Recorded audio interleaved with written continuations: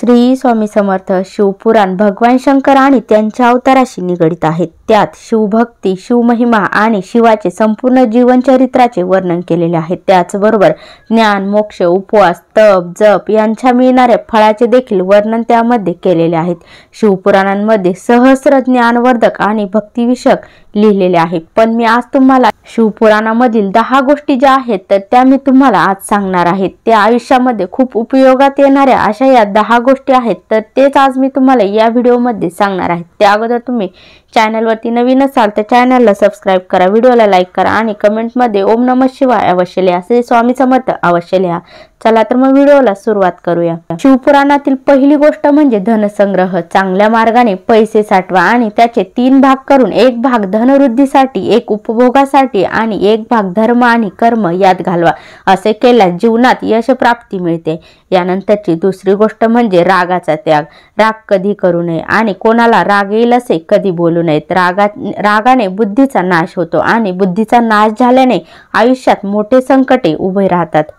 तिसरी गोष्ट म्हणजे शिवरात्रीचा उपवास केल्याने व्यक्तीला आनंद आणि मोक्षाची प्राप्ती होते आणि पुण्य मिळते। पुण्य केल्याने भाग्योदय होतो आणि व्यक्ती सर्व सुख प्राप्त करतो। त्यानंतरची चौथी गोष्ट म्हणजे सूर्योदयापासून सूर्यास्ताचा काळ भगवान शंकरांचा आहे। जेव्हा ते आपल्या तिसऱ्या डोळ्याने त्रिलोक्याला बघतात आणि आपल्या नंदी आणि इतर गणांबरोबर फिरत असतात। जर एखादी व्यक्ती कठोर शब्द बोलतात, कलह किंवा क्रोध करतात, सहवासात असल्यावर, जेवण करीत असल्यास, प्रवास करीत असल्यास किंवा कोणतेही पापकर्म करीत असल्यास त्याचे अनिष्ट होते। पाचवी गोष्ट म्हणजे खरे बोलणे। माणसासाठी सर्वात मोठा धर्म आहे खरं बोलणं किंवा सत्याचे समर्थन करणं आणि सर्वात मोठा अधर्म आहे खोटं बोलणं किंवा असत्याचे समर्थन करणं।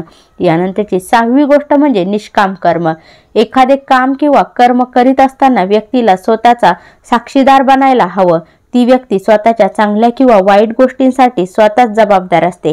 आपल्या कामाकडे कोणाचेही लक्ष नाही असा विचार करता कामा नये। मनात असे विचार केल्यावर माणूस वाईट कर्म करू शकणार नाही। माणसाला मन, वचन आणि कृतीने किंवा कर्माने वाईट करू नये। यानंतर शिवपुराणातील 7वी गोष्ट म्हणजे अनावश्यक इच्छांचा त्याग करणं। माणसाच्या इच्छेपेक्षा अजून दुसरे दुःख नाही। माणूस इच्छेच्या जाळ्यात अडकतच जातो आणि आपले अवघे आयुष्य नष्ट करतो। म्हणून अशा अनावश्यक इच्छांना त्यागूनच मनुष्य महासुखाची प्राप्ती करू शकतो। यानंतरची 8वी गोष्ट म्हणजे मोहाचा त्याग करणं। जगातील प्रत्येक व्यक्तीला कोणत्या ना कोणत्या वस्तू, व्यक्ती किंवा परिस्थितीशी मोह असू शकतो। हा मोह किंवा आसक्तीच आपल्या दुःखाचे आणि अपयशाचे कारण असू शकतं। निर्मोही राहून निस्वार्थ भावनेने केलेल्या कर्मामुळे माणसाला यश आणि आनंदाची प्राप्ती होते।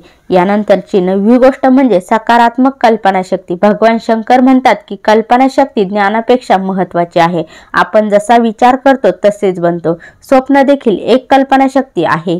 या आधारावर शिवाने ध्यान करण्याच्या 112 प्रकारच्या पद्धतींना विकसित केले आहे। म्हणून नेहमी चांगली कल्पना करावी। यानंतरची 10वी गोष्ट म्हणजे प्राणी नव्हे तर माणूस बना। माणसामध्ये जोपर्यंत राग, द्वेष, मत्सर, वैराग्य, अपमान आणि हिंसा यासारख्या वृत्ती असल्यावर तो प्राणी बनतो। यापासून मुक्त होण्यासाठी भगवंताची भक्ती आणि ध्यान आवश्यक आहे। भगवान शिव म्हणतात की मनुष्य हा एक संग्रहालयासारखा आहे ज्यात सर्व प्रकारचे प्राणी आणि पक्षी आहेत। माणूस अगदी माणसासारखा नाही। माणसामध्ये मन जास्त सक्रिय असल्याने त्याला माणूस म्हटले गेले आहे, कारण माणूस नेहमीच आपल्या मनाच्या ताब्यात असतो।